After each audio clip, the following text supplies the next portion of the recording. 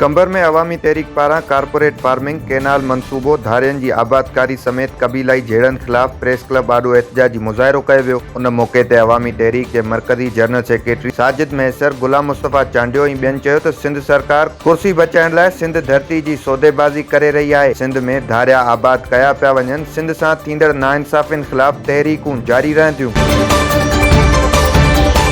हालाणी में वधंदड़ बदअमनी, मंशियात जे विकिरे, फहाशी जे अॾनि समेत समाजी बुराइनि ख़िलाफ़ हालाणी शहर में अमन रैली कढी वई। अमन रैली शहर जे मुख़्तलिफ़ इलाइक़नि मां थींदे प्रेस क्लब पहुती। उन मौक़े ते रैली जे अॻुवाण अलावदायो सियाल, नायाब अली शाह ऐं ॿियनि चयो त शहर मां अमन जो पखी उॾामी वियो आहे। मंशियात जे वाहपे ऐं फहाशी जे अॾनि सबबि नौजवान नस्ल ऐं घर तबाह थी रहिया आहिनि। उन्हनि पुलिस इख़्तियारियुनि खां मुतालबो कयो त हालाणी शहर में समाजी बुराइनि ख़िलाफ़ नोटिस वरितो वञे।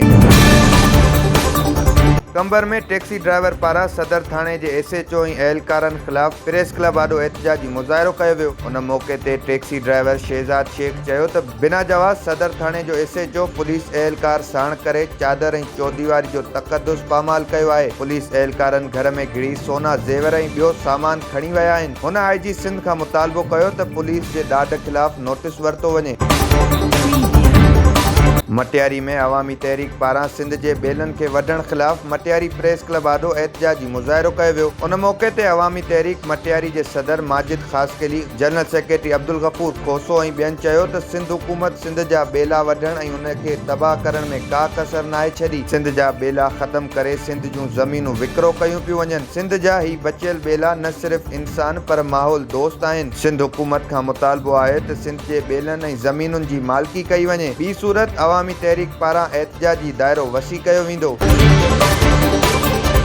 कंबर जे ॻोठ मेणा में रोलू कुते नींगर खे ॾाढे ज़ख़्मी करे छॾियो। 6 वरियनि जो नींगर सोहेल चांडियो खे कुते ॾाढे ज़ख़्मी करे छॾियो। वारसनि पारां नींगर खे ॻणती जोगी हालत में इस्पताल मुंतक़िल कयो वियो, जिथे डॉक्टरनि खेसि वैक्सीन ऐं तिबी इलाज करे घर रवानो करे छॾियो।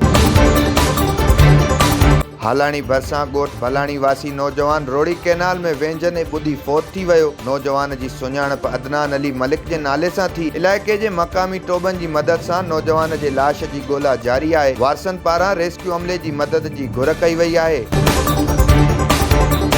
दोदापुर वेझो ॻोठ रिंदो मुगलाणी में मुगलाणी बिरादरी जी ॿिनि धुरियुनि में झेड़ो थी पियो। झेड़े में लठियूं लॻण सबबि हिकु धुर जो पीरसन सख़्तु ज़ख़्मी थी पियो। वारसनि पारां ज़ख़्मी पीरसन ममताज़ मुगलाणी खे तिबी इमदाद लाइ मक़ामी इस्पताल मुंतक़िल कयो वियो। उन मौक़े ते वारसनि मुतालबो कयो त जवाबदार इसरार मुगलाणी खे गिरफ़्तार कयो वञे।